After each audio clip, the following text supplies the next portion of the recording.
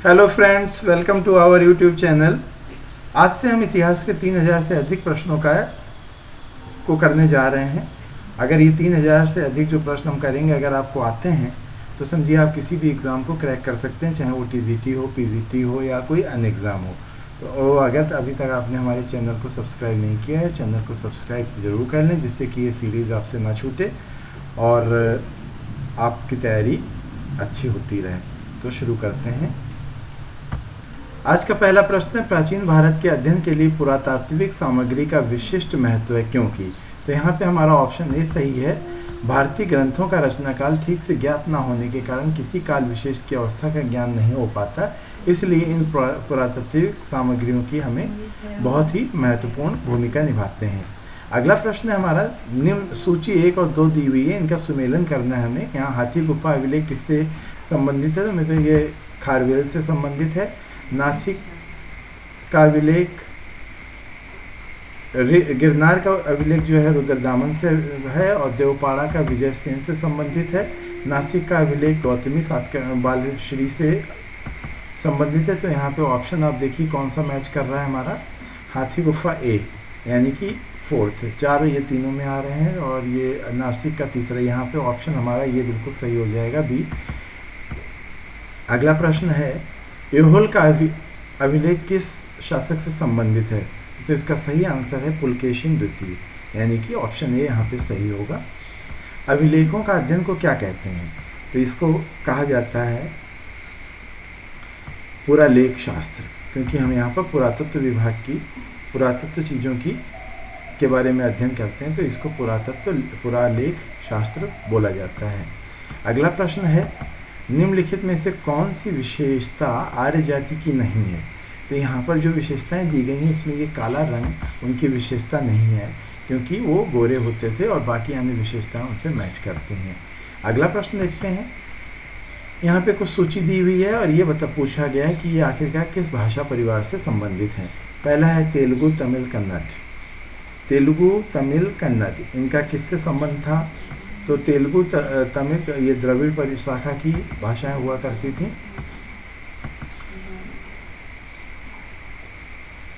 इसके और कोहिस्तानी, लहंदा, पश्तो इनका संबंध मुंड, मानमेखर, तिब्बती, इन सबका किस भाषा से संबंध था? कोहिस्तानी, लहंदा, पश्तो ये आर्य भाषा परिवार से संबंधित थी। मुंड एवं मानमेखर इसका संबंध सबर पुलिंद भाषा परिवार से था और तिब्बती किरात भाषा परिवार से संबंधित थी। इसलिए यहाँ पर ऑप्शन 2, 1, 3, 4 जो होगा वो बिल्कुल सही आंसर होगा। ऑप्शन बी यहाँ पर बिल्कुल सही है, सॉरी ऑप्शन ए बिल्कुल सही आंसर है, ऑप्शन बी नहीं। अगला प्रश्न देखते हैं, मोहनजोदड़ो और हड़प्पा को एक विस्तृत साम्राज्य की जुड़वां राजधानियाँ किसने कहा है? तो ये पिगट महोदय हुए हैं, ऑप्शन ए यहाँ पे बिल्कुल सही है, जिन्होंने इनको जुड़वां राजधानी की संज्ञा दी थी। किस पुराविद की मान्यता है कि सैंधो सभ्यता की उत्पत्ति मेसोपोटामिया की सुमेरियन सभ्यता से हुई? यहाँ पे option D sir John Marshall ने ऐसा माना था कि इनकी उत्पत्ति मेसोपोटामिया की सुमेरियन सभ्यता से हुई है। अगला प्रश्न है, समान विशेषताओं के आधार पर किसने सैंधो सभ्यता को सुमेरियन सभ्यता का एक उपनिवेश बताया है? तो ये यहाँ पे ऑप्शन ए बिल्कुल सही है, मार्टिन वेलर ने ऐसा माना था। निम्नलिखित में से कौन सा विद्वान वैदिक आर्यों को ही सिंधु सभ्यता का निर्माता मानता है? यहाँ पे ASR राव जो थे वो ऐसे विद्वान थे जिन्होंने इनको सिंधु सभ्यता का निर्माता माना है। अगला प्रश्न है, आर्यकालीन शब्द अधिवास से क्या तात्पर्य है?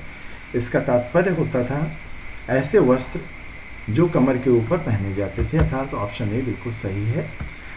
आर्य पुरुष स्त्रियां कौन से आभूषण पहनती थीं? यहाँ पूछा गया जो स्त्रियां और पुरुष थे वो कौन से आभूषण पहना करते थे? तो यहाँ पे नुपुर, हार, कुंडल पहनने के साक्ष्य मिले लेकिन अंगूठी का कोई साक्ष्य नहीं मिलता है, तो यहाँ पे ऑप्शन सी बिल्कुल सही होगा। आर्यों के घर बनाए जाते थे किस चीज़ से? क्वेश्चन है हमारा, आर्यों के घर किस चीज़ के बने होते थे? तो यहाँ पे आर्यों के घर अधिकतर घास फूस से बने होते थे। इनकी सभ्यता ग्रामीण सभ्यता थी और घर भी घास फूस के बने हुआ करते थे। इसके अलावा लकड़ी का भी प्रयोग होता था इनमें, बांस का भी प्रयोग होता था, लेकिन ईंटों का प्रयोग नहीं होता था। तो इसलिए यहाँ पे ऑप्शन बी बिल्कुल सही होगा कि इनके घरों में घास फूस व लकड़ी बांस का प्रयोग हुआ करता था। अगला प्रश्न है, वैदिक काल में शिक्षक होता था, तो ये यहाँ पे ब्राह्मण सही आंसर है, उसका कार्य होता था शिक्षा देना। श्रामेतर कहलाता था, इसका क्या तात्पर्य होता था? इसका तात्पर्य होता था प्रयोजन लेने वाला भिक्षु। ऑप्शन बी बिल्कुल सही है। अगला प्रश्न देखते हैं, बोधि वृक्ष को जिसने काटा था वह कौन था? तो ये शिव भक्त शशांक था, जो कि परम भक्त था शिव का और बौद्ध धर्म के विरोधी था। इसने बोधि वृक्ष को काट दिया था। अगला प्रश्न, भिक्षुओं द्वारा दी जाने वाली धर्म चर्चा को क्या कहा जाता है?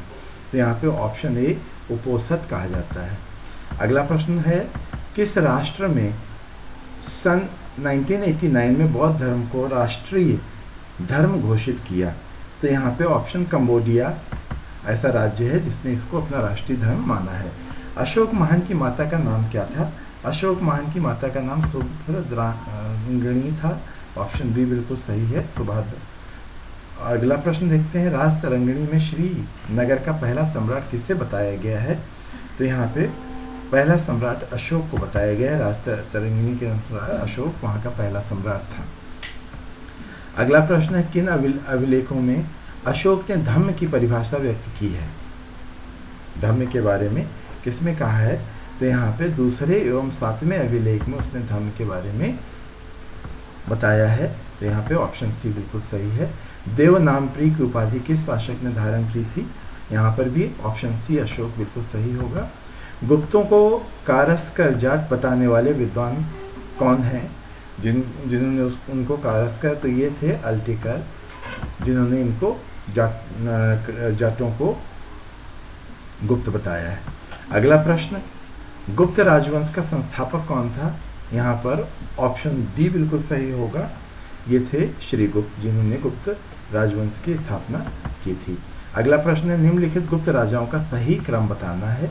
तो जैसा कि अभी हमने देखा कि यहाँ पे श्रीगुप्त ने तो स्थापना ही की थी, तो सबसे एक नंबर पे इन्हीं का आएगा श्रीगुप्त। और यहाँ पे ऑप्शंस में एक नंबर पे मतलब दूसरा नंबर जो है इन दोनों में है, तो यहाँ पे श्रीगुप्त हो गए। श्रीगुप्त के पश्चात घटोत्कच आए थे 3, तो यहाँ पे ऑप्शन डी हमारा सही होगा। 2, 3, 1, 4। उसके पश्चात चंद्रगुप्त फर्स्ट थे और फिर समुद्रगुप्त थे। सर्वप्रथम किस गुप्त शासक ने महाराजाधिराज की उपाधि धारण की थी? तो ये चंद्रगुप्त प्रथम थे, जिन्होंने अपने आप को महाराजाधिराज कहा था। अगला प्रश्न है, चोल स्थानीय स्वशासन के लिए उत्तरदायी समितियों के सदस्यों के संबंध में निम्नलिखित में से कौन सा कथन सही नहीं है? तो यहाँ पे ऑप्शन ए बिल्कुल सही है, वे मतदान के द्वारा चुने जाते थे। मतदान के द्वारा नहीं चुने जाते थे, उनको चिट्ठी निकाल के चुना जाता था, और बाकी सारी जितनी पर यहाँ पर हैं वो सब उनके लिए उन पर लागू होती थी। अगला प्रश्न है, बदायूं ने किस सुल्तान के बारे में लिखा है? सुल्तान को उसकी प्रजा से और प्रजा को उसके सुल्तान से मुक्ति मिल गई। तो ये मोहम्मद बिन तुगलक हुआ करता था, जिसके लिए बदायूं ने ऐसा कहा। इब्न बतूता नामक यात्री किस सुल्तान के काल में आया था? तो इब्न बतूता जो है वो मोहम्मद बिन तुगलक के समय में ही आया था, और मोहम्मद बिन तुगलक ने इसको अपना काजी भी बना दिया था। अगला प्रश्न है, तैमूर शासक था। अब यहाँ पे कहाँ का शासक था तैमूर? तो वो समरकंद से आया था, समरकंद का शासक था तैमूर। अगला है, तैमूर ने कारीगर बंदियों किस मस्जिद के निर्माण के लिए समरकंद भेज दिया था? तो ये जामा मस्जिद के निर्माण के लिए इसने समरकंद भेजा था। अगला प्रश्न है, 1857 ईस्वी के विद्रोह के लिए सर्वाधिक उत्तरदायी गवर्नर जनरल कौन था? तो यहाँ पे लॉर्ड डलहौजी बिल्कुल सही आंसर होगा। ये सबसे अधिक जिम्मेदार गवर्नर जनरल था उस समय। 1857 ईस्वी के विद्रोह में शहीद होने वाला पहला व्यक्ति कौन था? तो पहला व्यक्ति मंगल पांडे थे, जो शहीद हुए थे। अगला प्रश्न है, अंतिम मुगल सम्राट कौन था? अंतिम मुगल सम्राट बहादुर शाह द्वितीय थे, जिनको बहादुर शाह जफर के नाम से भी जाना जाता है। 1857 ईस्वी में के विद्रोह में भाग लेने के लिए किसे आजीवन कारावास की सजा सुनाई गई थी? तो ये बहादुर शाह जफर ही थे, जिन्हें आजीवन कैद नज़रबंद कर लिया गया था और अंग्रेज़ों के देख रेख में ही पले थे। 1857 ईस्वी का विद्रोह कहाँ प्रारंभ हुआ था? तो वो जगह बैरकपुर थी जहाँ से इसकी शुरुआत हुई थी, बैरकपुर। ऑप्शन डी बिल्कुल सही आंसर है। 1857 ईस्वी को विद्रोह का तात्कालिक कारण क्या था? आप सभी जानते हैं, ये चर्बी वाले कारतूस की वजह से ऐसा हुआ था। ऑप्शन सी यहाँ पे सही होगा। 1857 ईस्वी का विद्रोह किस दिन प्रारंभ हुआ था? हमें दिन बताना है। तो 29 मार्च 1857 का दिन था जिस दिन मंगल पांडे ने विद्रोह शुरू किया था। जहांगीर के शासनकाल में कांधार पर कब्जा करने वाला ईरानी शासक कौन था? तो ये शाह अब्बास था जिसने कांधार पे कब्जा कर लिया था। अगला प्रश्न है, गदर पार्टी का नेता कौन था? गदर पार्टी की स्थापना लाला हरदयाल ने की थी, तो वही इसके नेता थे। ऑप्शन बी सही है। लॉर्ड माउंटबेटन वाइसराय के रूप में भारत आए थे, किस उद्देश्य से आए थे? यहाँ कुछ उद्देश्य दिए गए, हमें बताना है कौन सा उद्देश्य सही था। तो यहाँ पे था मेन उनका उद्देश्य ये था, यथासंभव भारत को संयुक्त रखने की विशेष हिदायत के साथ आए थे कि उनका बंटवारा ना हो पाए, क्योंकि उस समय जो कांग्रेस और मुस्लिमों में मांग चल रही थी कि पाकिस्तान मतलब बांट दिया जाए, तो वो इसके लिए आए थे कि इसको संयुक्त रखने की कोशिश की जाए। अगला प्रश्न है, निम्नलिखित में से किसने क्रांतिकारियों के एक गुप्त संगठन अभिनव भारत की स्थापना की थी? यहाँ पे ऑप्शन डी बिल्कुल सही है, बी.डी. सावरकर ने इसकी स्थापना की थी। अगला प्रश्न है, निम्नलिखित में से कौन भारतीय दर्शन की आरंभिक विचारधारा है? सबसे आरंभिक विचारधारा सांख्य दर्शन को माना जाता है, जो कि महात्मा बुद्ध की खड़ी प्रतिमा निम्न में से किस काल में बनाई गई थी? तो इसका सही ऑप्शन है कुषाण काल में। कुषाणों ने महात्मा बुद्ध की खड़ी मूर्ति का निर्माण करवाया था। काव्य शैली का प्राचीनतम नमूना किसके अभिलेखों में मिलता है? यहाँ पर ऑप्शन बी अशोक के अभिलेख बिल्कुल सही आंसर होगा। अगला प्रश्न है, औरंगजेब के निम्नलिखित पुत्रों में से किसने अपने पिता के विरुद्ध मराठों से सहायता मांगी थी? कौन था? तो ये अकबर द्वितीय, यहाँ पे अकबर द्वितीय था जिसने कि औरंगजेब के खिलाफ मराठों से सहायता की मांग की थी। देखते हैं अगला प्रश्न। इस प्रश्न में दो सूचियां दी गई हैं जिनका हमें मिलान करना है। तो यहाँ पे आमात्य जो होता था वित्त मंत्री को कहा जाता था। दंडाध्यक्ष कौन था? दंडाध्यक्ष का संबंध धार्मिक प्रमुख से है। सचिव गृह सचिव को कहा जाता था, और सुमन जो होते थे वो विदेश मंत्री होते थे। तो यहाँ पे ऑप्शन 4, 1, 2, 3 बिल्कुल सही होगा, जो कि हमें बी ऑप्शन में मिल रहा है। तो बी ऑप्शन यहाँ पे सही आंसर है। अगला प्रश्न है, सिंधु सभ्यता के लोग लाजवर्त मणि का आयात कहाँ से करते थे? तो इसका सही आंसर है बदख्शां से लाजवर्त मणि मंगवाते थे। आरंभिक वैदिक साहित्य में सर्वाधिक वर्णित नदी कौन सी है? सबसे अधिक वर्णन अगर मिलता है तो वो सिंधु नदी का मिलता है, और सबसे पवित्र नदी सरस्वती को माना जाता था। गायत्री मंत्र का उल्लेख किस पुस्तक में है? तो ये ऋग्वेद है, जिसके तीसरे मंडल में हमें विश्वामित्र द्वारा रचित गायत्री मंत्र का वर्णन मिलता है। अगला प्रश्न है, हड़प्पाकालीन लिपि के विषय में निम्न में से कौन सा एक अधिक संभावित है? मतलब हमें ये बताना है इसमें संभावना किसकी अधिक है। तो यहाँ पे ऑप्शन डी सही है। इन लिपियों में प्रयुक्त भाषा का निश्चय ही सुमेरीय संबंध रहा है। Option D. यहाँ पे सुमेरियन से संबंध, सभ्यता तो सुमेरी से संबंधित है, लेकिन ये नहीं होगा। यह वर्णानुक्रमिक नहीं बल्कि मुख्य चित्र लिपि है। हड़प्पाकालीन जो है चित्रों पर आधारित लिपि है, तो यहाँ पे ऑप्शन सी बिल्कुल सही होगा। अगला प्रश्न है, तांबे की एक मानवाकृति आकृति निम्न में से किस स्थान के हड़प्पा स्तरों से प्राप्त हुई है? तो यहाँ पे हड़प्पा से ही हमें तांबे की आकृतियाँ प्राप्त हुई हैं। ऑप्शन सी बिल्कुल सही है। अगला प्रश्न देखते हैं, ब्रह्मा का आविर्भाव एक परम सत्ता के रूप में हुआ किस काल में? तो ब्रह्मा का आविर्भाव ऋग्वेद काल में हुआ था।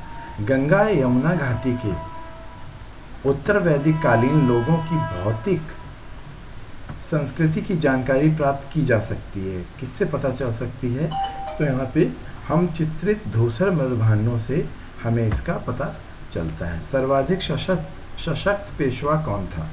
सबसे अधिक सशक्त जो था पेशवा, जिसके पास सेना भी अच्छी थी और स्वयं में भी बहुत बहादुर था, वो कौन था?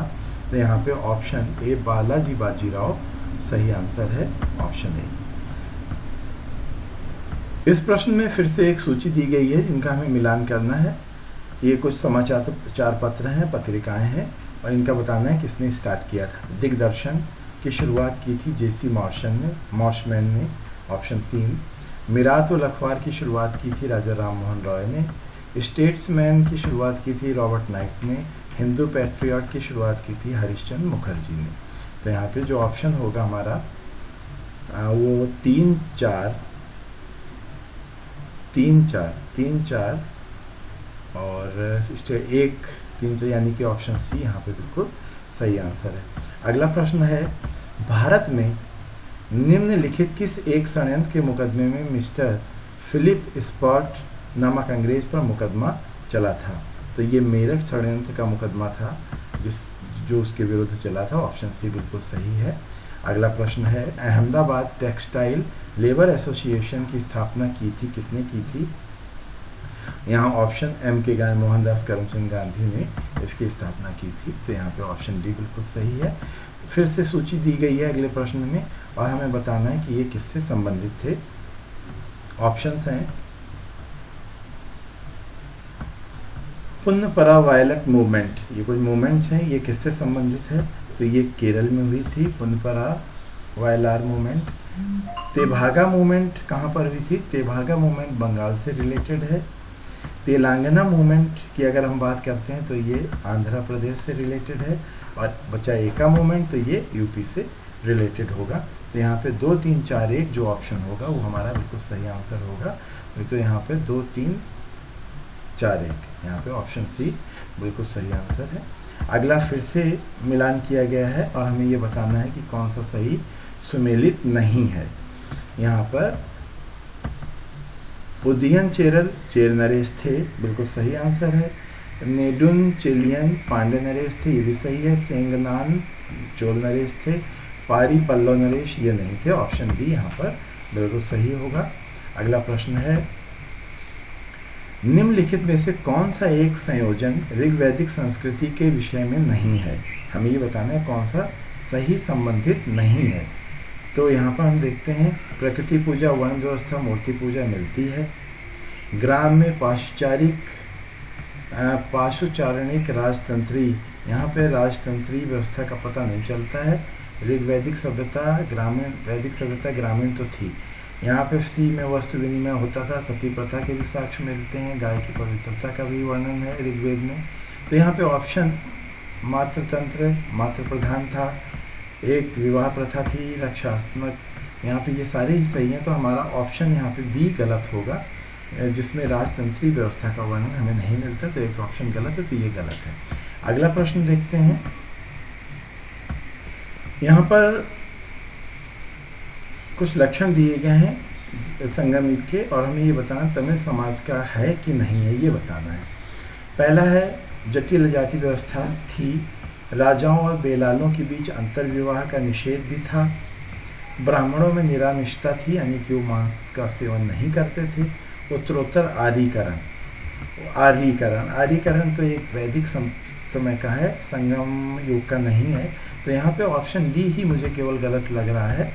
ऑप्शन मतलब 4 इसका देखते हैं किसमें, ये ऑप्शन डी यहाँ पर सही जवाब होगा, ऑप्शन जो कि आर्यीकरण नहीं हुआ था। वह सही कालानुक्रम कौन सा है जिसमें तमिल प्रदेश में निम्नलिखित का प्रादुर्भाव हुआ था? हमें ये बताना है, ये कब आए थे। ऑप्शन तमिल अभिलेख, संगम काल, शिलाकृत मंदिर। तो सबसे पहले तो आए थे शिलालेख, संगम काल की शुरुआत हुई थी। संगम काल के पश्चात तमिल अभिलेख और उसके पश्चात शिलाकृत मंदिर, यानी कि ऑप्शन 2, 1, 3 जहाँ पर होगा वो सही होगा। तो ऐसा ऑप्शन हमारे पास बी है, ये सही आंसर है। महाभारत के सर्वप्रथम तमिल में अनुवादक कौन थे? तो ये पेरुन देवनार थे जिन्होंने महाभारत का तमिल में अनुवाद किया था। निम्नलिखित में से कौन भागवत धर्म का सबसे पहला ज्ञात यूनानी अनुगामी था? तो ये हेलियोडोरस है, ऑप्शन सी यहाँ पे बिल्कुल सही है। अगला प्रश्न है, विस्तृत सामाजिक नियमों एवं विनियमों को किसमें प्रस्तावित किया गया था? तो यहाँ पे ऑप्शन स्मृति और गुहा सूत्र दोनों में ही था, तो यहाँ ऑप्शन सी बिल्कुल सही आंसर होगा। अगला प्रश्न है, किस काल में वर्ण व्यवस्था वंशानुगत जाति में परिवर्तित हो गई थी? तो इसका ऑप्शन उत्तर वैदिक काल में इसको वंशानुगत माना जाने लगा था, इससे पहले ये कर्म के हिसाब से होती थी। फिर है, गोत्र किसका सूचक था? तो गोत्र यहाँ पे प्रत्येक उपजाति के समान पूर्वज, मतलब पूर्वजों का जो गोत्र होता था वही उनके वंशजों में मिल जाता था, उनसे संबंधित था। ऑप्शन ए बिल्कुल सही होगा। अगला प्रश्न है, प्रत्येक व्यक्ति को गर्भाधान से अंत्येष्टि तक कितने संस्कार संपन्न करने पड़ते थे? तो ऐसा 16 संस्कारों का वर्णन है, तो यहाँ पे ऑप्शन ए बिल्कुल सही होगा। कल्हड़ लोहार वंश के किस शासक का समकालीन था? तो ये हर्ष था, ऑप्शन ए यहाँ पे बिल्कुल सही है। किस नदी के तट पर विजयनगर राजधानी स्थापित थी? विजयनगर राजधानी जो है वो तुंगभद्रा नदी के तट पर स्थापित थी, ऑप्शन सी बिल्कुल सही है। किस संगम वंशी राजा ने चीन में अपना दूत मंडल भेजा था? यहाँ पे बुक्का प्रथम था जिसने चीन अपने दूत भेजे थे, ऑप्शन बी सही है। विजयनगर साम्राज्य के राज सिंहासन को पहली बार बालात हथियाने के बाद किस राजवंश की स्थापना हुई थी? तो यही सालू वंश था जिसकी स्थापना हुई थी। इस्लाम के साथ भारत का प्रारंभिक संपर्क किस माध्यम से स्थापित हुआ? तो ये था हमारा मालाबार तट के अरब व्यापारियों के द्वारा पहला संपर्क स्थापित हुआ था, उसके बाद सिंध आक्रमण हुए थे। अगला प्रश्न है, मुस्लिम बुद्धिजीवियों तथा धार्मिक नेताओं पर हिंदुओं के किस तत्व का गहरा प्रभाव पड़ा था? किस तत्व का गहरा प्रभाव पड़ा था? यहाँ पे वेदांत और अयोगिक पद्धति दोनों का ही प्रभाव पड़ा था, ऑप्शन सी बिल्कुल सही है। अगला प्रश्न है, जकात क्या था? तो जकात एक प्रकार का कर हुआ करता था, ऑप्शन बी सही होगा। लोधी कौन थे? पूछा गया लोधी कौन थे? तो लोधी अफगान थे। अगला प्रश्न है, विजयनगर का इतिहास किसने लिखा है? हमें बताना है विजयनगर का इतिहास किसने लिखा है। तो सेवेल था जिसने कि विजयनगर के इतिहास की रचना की है, ऑप्शन सी यहाँ पर सही है। नुनीच पेज तथा बारबोसा कौन थे? नुनीच पेज और बारबोसा ये सारे ही पर्यटक थे जो कि यात्री थे। अगला प्रश्न है, गोपुरम कहाँ के मंदिरों की विशेषता है? तो गोपुरम तमिलनाडु की मंदिरों की विशेषता है। शिस्त कर किस पर लागू किया जाता था? तो शिस्त कर भूमिकर था, एक प्रकार का भूमिकर था जो कि भूमि पर लागू किया जाता था। भक्ति तथा सूफी संतों के बारे में एक गलत कथन पहचानना। वे धार्मिक सहिष्णुता चाहते थे, बिल्कुल चाहते थे, उनके हिंदू तथा मुस्लिम अनुगामी भी थे। कोई भी कथन किया, उन्होंने स्त्री हितों को प्रोत्साहित किया, ऑप्शन सी गलत है। अगला प्रश्न है, निम्नलिखित में से किस विदेशी यात्री के विवरण से सल्तनत काल के इतिहास की जानकारी हमें प्राप्त होती है? तो अब्दुल रज्जाक था जो सल्तनत काल के बारे में जानकारी प्राप्त नहीं हुई, क्योंकि अब्दुल रज्जाक महमूद गजनी के साथ आया था, इसलिए इसने सल्तनत काल का कोई वर्णन नहीं मिलता है। कुतुबुद्दीन ऐबक द्वारा इस संस्थापित राजवंश को दास वंश या मामेलुक वंश कहना क्यों अनुचित है? हमें इसका आंसर देना है। इसका आंसर यहाँ पर यह है क्योंकि इनको दास्ता से मुक्त कर दिया गया था। 3 सुल्तान ही अपने प्रारंभिक दास रह चुके थे और बाद में उन्हें उनके स्वामियों द्वारा दास्ता से मुक्त कर दिया गया था, इसलिए इसे दासवंश नहीं कहा जा सकता। अगला प्रश्न है, तथाकथित दासवंश के सुल्तानों को कभी कभी इलवरी तुर्क के रूप में भी जाना जाता है क्योंकि वे तुर्किस्तान के इलवरी जनजाति के थे। कौन सा शासक इलवरी जनजाति का नहीं था, हमें यह बताना है। तो यहाँ कुतुबुद्दीन ऐबक जो था वो इलवरी जनजाति का नहीं था, पहला ही शासक था। दिल्ली सल्तनत का पहला संप्रभु या प्रभुता संपन्न शासक कौन था? तो ये ऑप्शन सी है, इल्तुतमिश। अगला प्रश्न है, मध्यकालीन इस्लामी मुद्रा व्यवस्था का जन्मदाता तथा दिल्ली को अपने साम्राज्य की राजधानी घोषित करने वाला दिल्ली का पहला सम्राट कौन था? इसका भी आंसर इल्तुतमिश ही होगा, वही था।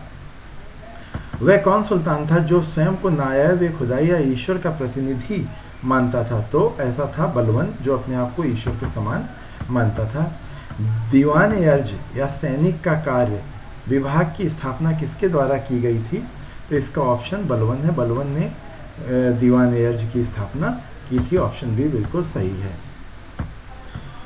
निम्नलिखित में से कौन सा व्यक्ति जो मूलतः निम्न जाति परिवारी हिंदू था, बाद में जिसने इस्लाम धर्म अंगीकार कर लिया एवं अलाउद्दीन खिलजी की मृत्यु के उपरांत राजगद्दी पर बलात् अधिकार कर लिया था? मलिक काफूर तो उसके साथ में आया था, अलाउद्दीन खिलजी के साथ में। यहाँ खुसरो खां था जो प्रारंभ में हिंदू था, बाद में मुस्लिम बनकर इसने अलाउद्दीन खिलजी के पश्चात राजगद्दी हथिया ली थी। अगला प्रश्न है, हड़प्पा संस्कृति के स्थलों का सर्वाधिक संकेंद्रण निम्नलिखित के किनारे हुआ है? तो ये सिंधु नदी के किनारे हुआ, जिसके कारण इसको सिंधु घाटी सभ्यता भी कहा जाता है। अगला प्रश्न है, यहाँ पे कुछ फसल दी गई है और हमें ये बताना है कि किनका पश्चिम एशिया से प्रसार माना जाता है, कौन सी माना जाता है कि ये पश्चिम एशिया से आई थी? तो यहाँ गेहूँ हमारे यहाँ का उत्पादन है, चावल, कपास, जौ भी हमारे सबसे प्राचीन फसल है। तो यहाँ 2 और 3 चावल और कपास का हम ऐसा मानना है पश्चिम एशिया से आए थे। तो यहाँ ऑप्शन बी बिल्कुल सही है। अगला प्रश्न है, सूची दी गई है फिर से और हमें सुमेलित करना है कि किस स्थान से कौन सी वस्तु प्राप्त हुई है। तो यहाँ पर हम देखते हैं क्या ऑप्शन सही होंगे हमारे। यहाँ तांबा राजस्थान से प्राप्त होता था, खेतड़ी से।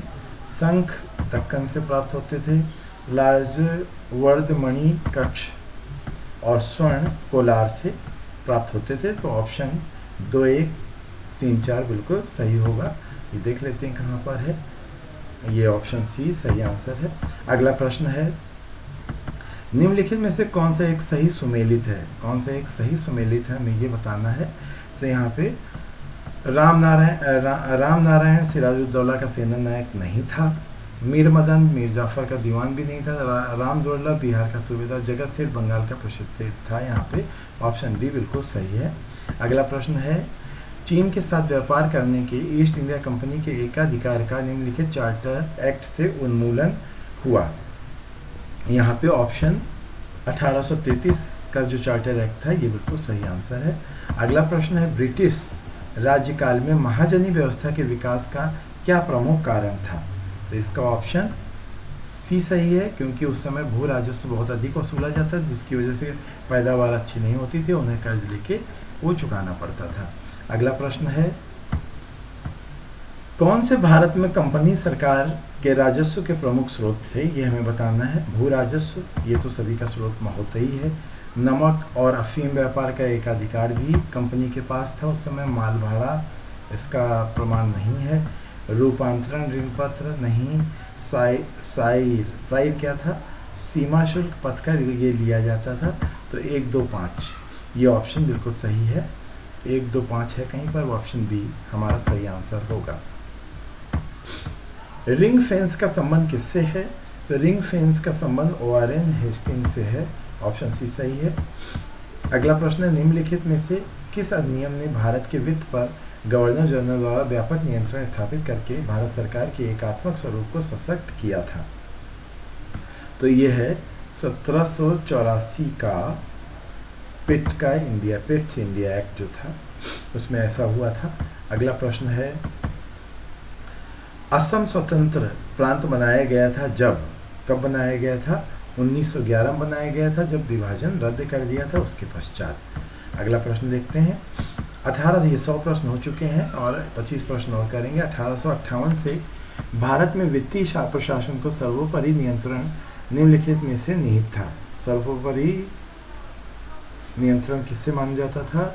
ब्रिटिश पार्लियामेंट में निहित था। तो ऑप्शन बी यहाँ पे बिल्कुल सही है। अगला प्रश्न देखते हैं, निम्नलिखित में से कौन सा लक्षण केरल और नेपाल के मंदिरों के कीर्ति स्तंभों में समान रूप से पाया जाता है? तो ऊंचे ऊंचे गोपुरम जो होते थे वो इन सब में पाए जाते हैं। ये और बिल्कुल सही आंसर है। भारत के कुछ क्षेत्रों में लोग जमीन के अंदर गड्ढों में रहते थे। इस बात का संकेत खुदाई से निम्नलिखित में मिला है। तो ये कश्मीर से प्राप्त हुआ है। कश्मीर में मांडा की खुदाई से गर्तावास घर मिले हैं, जिससे हमें पता चलता है वो जमीन के नीचे रहते थे।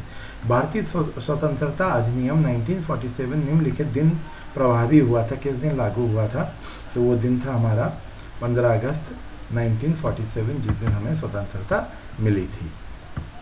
17वीं शताब्दी में भारत और जावा के बीच के व्यापार का प्रभुत्व था किसके पास था? तो ये डचों के पास था। डच वहाँ पर व्यापार देखते थे। अगला फिर से सूची दी गई है जिसका हमें मिलान करना है। यहाँ पे दिया गया है सरदुल सिंह कविशर, इनका संबंध किससे था? तो ये फॉरवर्ड ब्लॉक से संबंधित थे। यूसुफ मेहर अली कांग्रेस समाजवादी पार्टी से संबंधित थे। टी प्रकाशम ये भारतीय राष्ट्रीय कांग्रेस से संबंधित थे। चौधरी खलीक उज़्मा जो है मुस्लिम लीग से संबंधित थे। तो यहाँ पे 2 4 3 1 2 4 3 1 जो ऑप्शन होगा सही होगा। 2 4 3 1 यहाँ पे ऑप्शन सी बिल्कुल सही आंसर है। अगला फिर से सूची दी गई है और हमें इसको सुमेलित करना है। 6 माण 8 गुंठ ये उड़िया की है। किसने लिखी थी? फकीर मोहन सेनापति। जीवनारा बातात तसमिया है, इसको विरंच कुमार बरुआ ने लिखी थी। मरली मनिंगे इसकी रचना शिवराम कारंथ ने की थी। और रणंगन मराठी में इसकी विश्राम बेड़ेकर ने की थी। तो ये ऑप्शन यहाँ पे बिल्कुल सही है, मैच कर लीजिएगा। अगला प्रश्न है, सूची दी गई है और इसको फिर से सुमेलित ही करना है। तो यहाँ पे सही ऑप्शन है हमारे पास। शंभू मित्रा किससे संबंधित थे? ये रंगमंच से संबंधित थे शंभू मित्रा, और इनका संबंध रंगमंच से था। राम किंकर मूर्ति कला से संबंधित थे। रवि वर्मा चित्रकला से संबंधित थे। और प्रेमेश बरुआ जो थे वो चलचित्र से संबंधित थे। तो ये बिल्कुल सही मैचिंग है, ऑप्शन से आप देख लीजिएगा एक बार। अगला प्रश्न है, ब्रगेंजा की राजकुमारी कैथरीन के चार्ल्स द्वितीय के विवाह के अवसर पर ब्रिटिश को बम्बई दहेज में दिया था। किसने दिया था? तो यहाँ स्पेन वासियों ने ये कार्य किया था। स्पेनियों ने बम्बई दान में दे दिया था। अगला प्रश्न, किस जैन ग्रंथ में तीर्थंकरों के जीवन चरित्र है, उसका नाम क्या है? तो तीर्थंकरों का जीवन चरित्र भगवती सूत्र से प्राप्त होता है। अगला प्रश्न है, किस महान सूफी संत ने कुरान तथा अन्य सभी धर्म ग्रंथों की कटु आलोचना की थी? तो ये बुल्ले शाह था जो कि इन सबका आलोचक था। सूफी संतों को उनके अपने सिलसिले के साथ सुमेलित कीजिए और नीचे कूद से मैच करना है कि कौन किससे संबंधित था। तो यहाँ पे शेख निजामुद्दीन चिश्ती संप्रदाय से संबंधित थे। फिर बाहुद्दीन जकारिया जो थे वो सोहरावर्दी थे, यहाँ पे इससे संबंधित थे। मियाँ मीर कादरी संप्रदाय के थे और अहमद सरहिंदी नक्शबंदी थे। तो ये ऑप्शंस सही होंगे। अगला प्रश्न है, ब्रह्मा या परब्रह्म संप्रदाय की स्थापना किसने की थी? तो ये दादू ने की थी। किसने कहा था ब्रह्मांड वेद है, सृष्टि कुरान है? ये कहा था रज्जब ने। अगला प्रश्न है, सूची में दिए हुए भक्ति संप्रदायों के साथ उनके संस्थापकों को सुमेलित कीजिए। उत्तर के लिए सूची, यहाँ पर भी हमें मेल करके बताना है कि कौन किससे सुमेलित है।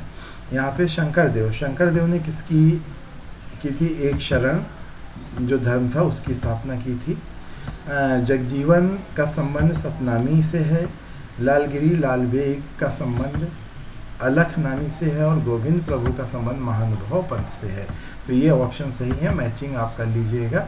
अगला प्रश्न है, बंगाल के इलियास शाही राजवंश का वह कौन सुल्तान था जिसने चीन के मिंग राजवंश के साथ राजदूतों का आदान प्रदान किया था? तो इसका ऑप्शन सी सही है, गयासुद्दीन आजम शाह था। अगला प्रश्न है, 15वीं सदी के अंतिम 25 वर्षों में बंगाल की राजनीति में निम्नलिखित में से किस राष्ट्रीयता वाले दासों ने महत्वपूर्ण भूमिका निभाई थी? तो ये अबिसिनिया के दास थे जिन्होंने ऐसा किया था। अगला प्रश्न है, विजयनगर साम्राज्य का प्रथम राजवंश संगम के नाम पर इतिहास में चर्चित है, क्योंकि रीजन क्या है उसका? यह तमिल संगम की महानता से अनुप्रमाणित था? ऐसा नहीं है। विजयनगर तुंगभद्रा और कृष्णा नदियों के संगम पर स्थित था? तुंगभद्रा नदी तो था। यह नाम हरिहर और बुक्का के पिता संगम पर पड़ा था? नहीं। हरिहर और बुक्का ने साम्राज्य की स्थापना का उत्सव मनाने के लिए कवियों की एक बड़ी सभा नहीं। ये ऑप्शन सी सही होगा क्योंकि वो हरिहर और बुक्का के पिता संगम पर पड़ा था। अगला प्रश्न देखते हैं आज का। यहाँ पर फिर सूची दी गई है जिसको मिलान करना है। ये चारों मैसूर युद्ध दिए गए हैं और हम बताना है कौन इसका किसके समय में हुआ था। प्रथम मैसूर युद्ध हुआ था कर्नल स्मिथ के समय में। द्वितीय मैसूर युद्ध हुआ था वारेन हेस्टिंग के समय में। तृतीय मैसूर युद्ध के समय थे कॉर्नवालिस। चतुर्थ मैसूर युद्ध हुआ था वेल्जेली के समय में। तो ये ऑप्शन सही मिला, मैचिंग है। अगला प्रश्न है, मार्च 1784 में मुख्य रूप से निम्नलिखित के आग्रह पर मंगलोर की संधि हुई थी। मंगलोर की संधि किसके आग्रह पर हुई थी? तो ऑप्शन डी लॉर्ड मैकार्टने बिल्कुल सही आंसर है। अगला प्रश्न है, दल खालसा की स्थापना किसने की थी? यहाँ पे ऑप्शन ए सही है, गुरु गोविंद सिंह ने की थी।